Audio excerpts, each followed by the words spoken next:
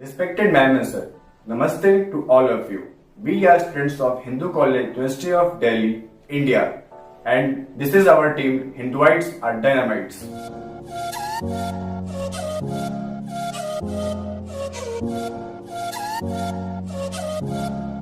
I am Jivesh with my fellow teammates Neha and Sahil.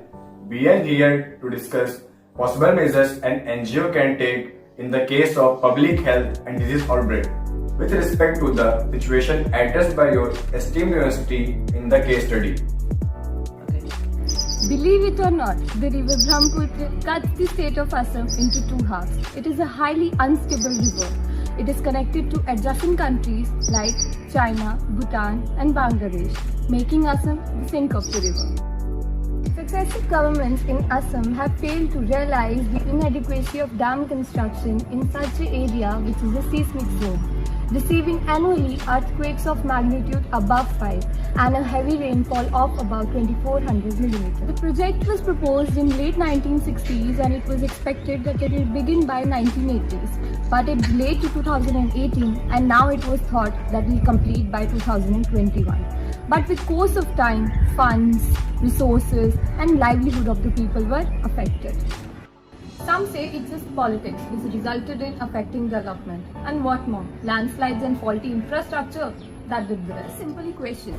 Human factor plus climate change resulted in flood disaster. So what's the solution? How can we minimize this destruction? Perhaps it's the time we stop normalizing the destruction and act, not react.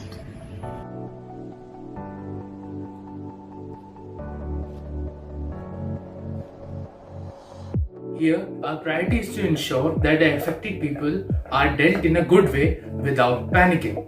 The people who lost their homes in the act are to be committed to rescue camps, and we as an NGO can assure that they are being provided with proper food and drinking water.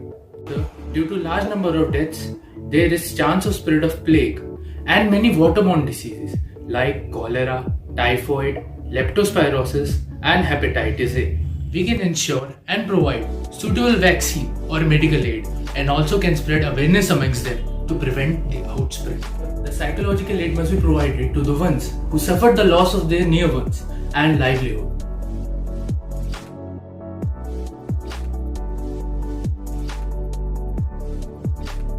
Also, many animals who lost their natural habitat might come to human accommodation in search of food.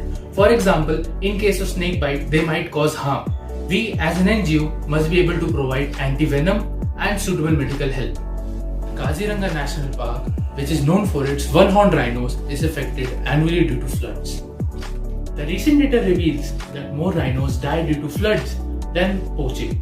Creating flood sources completely nullifies the purpose of creating national parks to protect the wildlife. This issue needs to be highlighted to forest administrative authorities to save the life of all animals in Kaziranga National Park.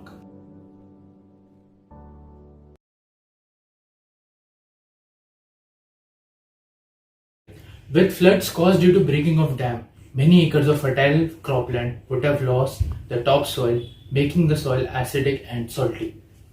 For this, those crops must be grown with the help of botanical researchers, which can lead to rejuvenation of land. This is referred as biofortification. Further, such crops must be grown which can be a high level of salinity, so that the farmers can earn till the soil regains its fertility.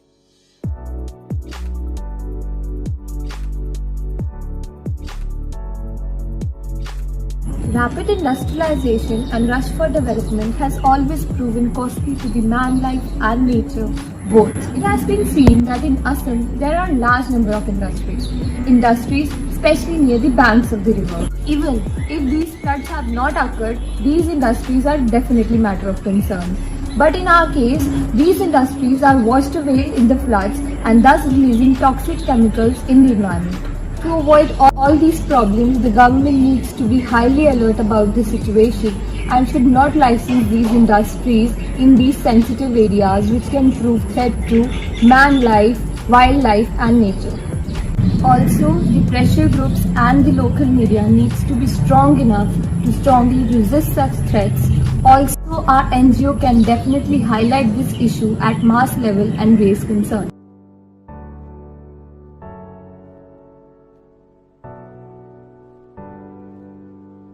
Public awareness must be created and funds can be raised in collaboration with the state governments to raise enough capital that can be utilized to rejuvenate the state. People must be educated that they use safe treated water for drinking along with food and clothing, increase food security, improve nutrition and strengthen resilience.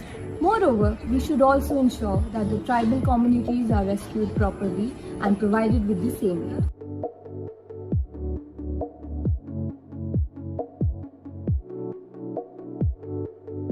Proper care must be provided to the NDRF teams and the rescue teams such as helmets, gloves and gumboots as they are being exposed to the toxic chemicals.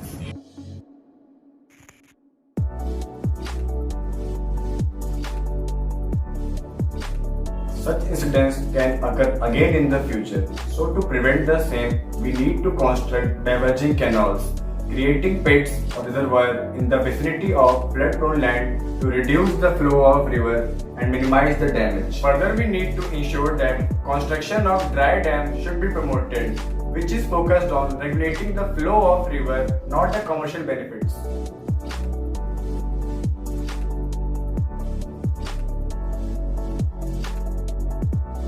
We can also learn from other countries how NGOs there, in collaboration with the government, have worked to adapt heavy rainfall conditions, high salinity and floods.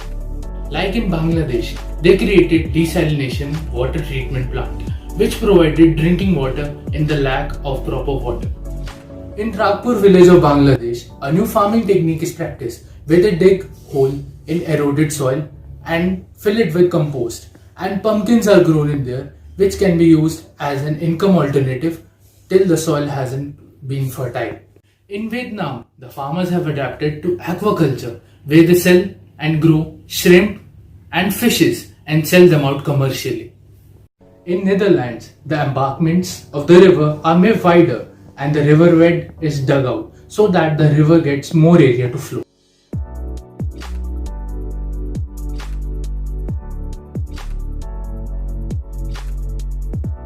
As we discussed, food, drinking water, general medicine need to be readily available. Specimens of plants need to be collected before getting managed, and wildlife need to be shifted to safer zone. Bioforaging technique need to be promoted to rejuvenate croplands.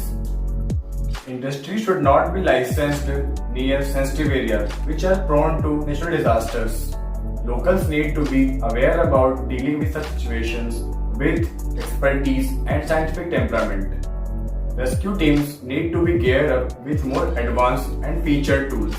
Lessons from other countries need to be learned how their NGOs are collaborating with their governments to deal with such situations. Construction of dry dams and diverging canals are need to be promoted instead of only commercial dams. In the end, we conclude that this disaster may be inevitable, but its impact can be reduced by proper prevention and minimizing the after effect of disaster.